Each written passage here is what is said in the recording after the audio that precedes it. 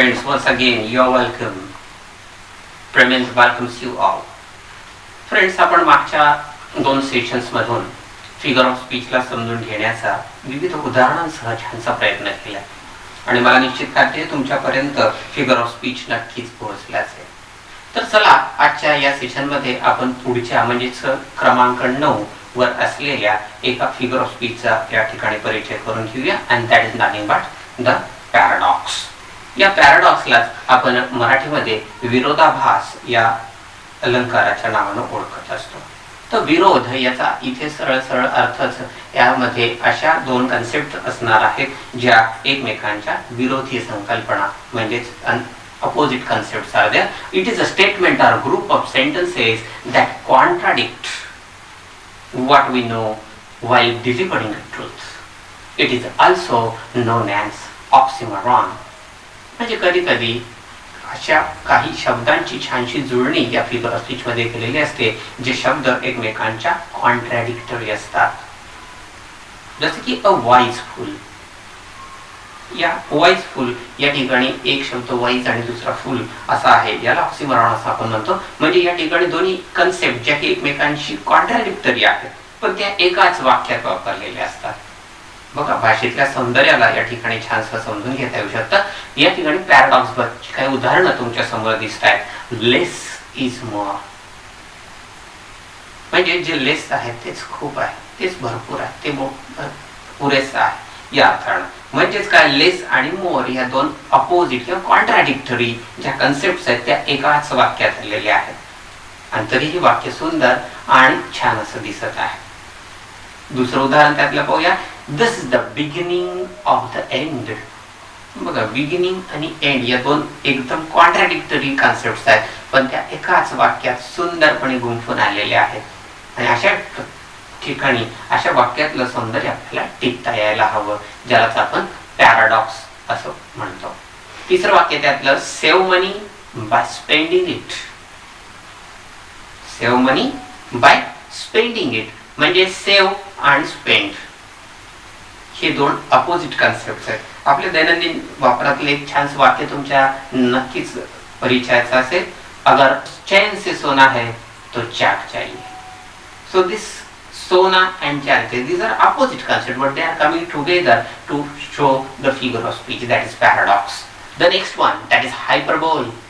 बघा, आपण या हायपरबोलचा तर खूपच वापर करत असतो. कोणतीही गोष्ट आपल्याला अतिशयोक्ती करून सांगायची फार सवय असते आणि आपण तर असं म्हणतो की अतिशयोक्ती हा विनोदाचा आत्मा असतो. आणि मग ज्या ठिकाणी अशा पद्धतीच्या ह्युमरस सिच्युएशन्स क्रिएट करायच्या असतात त्या ठिकाणी या हायपरबोलचा अतिशय छान पद्धतीने आपल्याला वापर करता येऊ शकतो आणि किंबहुना तो लिटरेचरमध्ये केलेला असतो. मग here is an extreme exaggeration to show emphasis. इथे काय केलेलं आहे तर एक्झॅजरेशन केलेलं आहे म्हणजे अतिशयोक्ती केलेली. एखादी गोष्ट वाढवून सांगायची म्हणजे आउट ऑफ इमॅजिनेशन सांगायची. एखादी गोष्ट समजा 2-3दा घडत असेल तर त्याला हजारो वेळेस झाली अशा पद्धतीने जे सांगण्याची पद्धत असते यालाच आपण या ठिकाणी हायपरबोल असं म्हणतो आणि मराठीत त्याला अतिशयोक्ती या नावानं ओळखत असतो. So some examples are there. I have told you to clean your room a million times. बघ, या ठिकाणी मिलियन टाइम्स. मी किती वेळा सांगितलं तुला रूम स्वच्छ करायला? Million times. It means that it is just a hyperbole. ही अतिशयोक्ती आहे. दुसरं वाक्य बघा. I am so hungry I could eat a horse. एवढी प्रचंड भूक लागली मला की just I can eat a horse. So this is the exaggeration. And the next and the last example, that is your feet seemed to dance on air. म्हणजे on air हवेमध्ये पायाचे जणू काही छान नृत्य करत आहेत अशा पद्धतीची एक छानशी कल्पना त्या ठिकाणी केली की but that is completely impossible and so it is a nothing but the hyperbole, अतिशयोक्ती. Okay, so this is the figure of speech. The next one, the last but one, that is irony. शेक्सपियरच्या dramas मधून जर गेलो तर आपण dramatic आयरनी या खूप पद्धतीनं वेगवेगळ्या सुंदर पद्धतीनं मांडलेल्या त्यात पाहू शकतो. या ठिकाणी आपण या आयरनीचा अर्थ समजून घेऊया. So what is that? So it is the use of words to convey a meaning that is opposite of what is actually said. म्हणजे काय, मला जे सांगायचं आहे त्याच्यासाठी मी जो शब्द प्रयोग करणार आहे तो शब्द आणि मला ज्या काही मांडायच्या भावना आहेत ह्या दोघांमध्ये अतिशय विरोध असणारे किंवा ते एकमेकांच्या विरोधी असणार आहेत. उदाहरण तिथे दाखवले बघा. Roshan taught English but hired an English tutor for his son. बघा, म्हणजे इथे काय झालेलं आहे, ही आयरनी आहे. म्हणजे विरोध दाखवलेला आहे की रोशन हा इंग्लिश टीचर आहे. He is teaching English but he hired an English tutor for his son. म्हणजे काय, तिथे विरोध दाखवलेला आहे. It is conveying the opposite. That is what is actually said. The next one, they call me an Indian abroad but in my own land I don't know who I am. बघा, इथे Indian abroad आणि in my own land म्हणजे मी स्वतःच्या देशातच परदेशी झालोय की काय, अशा पद्धतीची संकल्पना त्या ठिकाणी मांडलेली आहे. त्यालाच आपण आयरनी या अलंकारानं ओळखत असतो. यालाच मराठीमध्ये व्याज स्तुती अलंकार असा शब्द प्रयोगही केला जातो. शेवटचा अलंकाराचा प्रकार आज आपण पाहणार आहोत. That is nothing but the pun, ज्याला मराठीमध्ये आपण श्लेष अलंकार या नावानं ओळखतो. What is mean by pun? So it is a play on words that produces a humorous effect by using a word that suggests two different meanings. Ambiguities are there in the words. म्हणजेच काय, संदिग्धता असते. म्हणजे एकाच शब्दाचे दोन वेगवेगळे अर्थ असू शकतात. जसं की आपण कॅपिटल या शब्दाचे दोन वेगवेगळे अर्थ सांगतो. जशी कन्सेप्ट बदलेल तसा त्या ठिकाणी जसा संदर्भ बदलेल त्याचा अर्थ बदलणार. कॅपिटल म्हणजे भांडवल असेल, कॅपिटल म्हणजे राजधानी पण असू शकते. प्रिन्सिपल या शब्दाचे जसे वेगवेगळे अर्थ होतात अगदी त्याच पद्धतीनं पन मध्ये एकाच शब्दाचे दोन वेगवेगळे अर्थ असतात आणि ते एकाच वाक्यात जेव्हा छान पद्धतीने गुंफलेले असतात त्यालाच आपण पन, फिगर ऑफ स्पीच असं म्हणत असतो.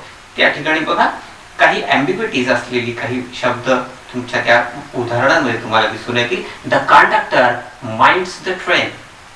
The conductor minds the train and the teacher trains the mind. बघा, माइंड्स द ट्रेन आणि ट्रेन्स द माइंड हे दोन्ही शब्द यातले जे आहेत ते एकमेकांच्या संदर्भाने आलेले आहेत आणि ते एकच शब्द परंतु त्या ठिकाणी थोड्याशा वेगळ्या अंगानं किंवा संदिग्धता घेऊन आलेले आहेत. दुसरं उदाहरण त्यातलं पाहूया. I became flat in buying a flat. So this is also creating the humour there. The word flat means and another flat means, both having different meanings. I became flat in buying a flat. Isn't it? So the next and the last one, a horse is very stable. Here the word stable is also having two different meanings and so it creates the figure of speech that is nothing but pun.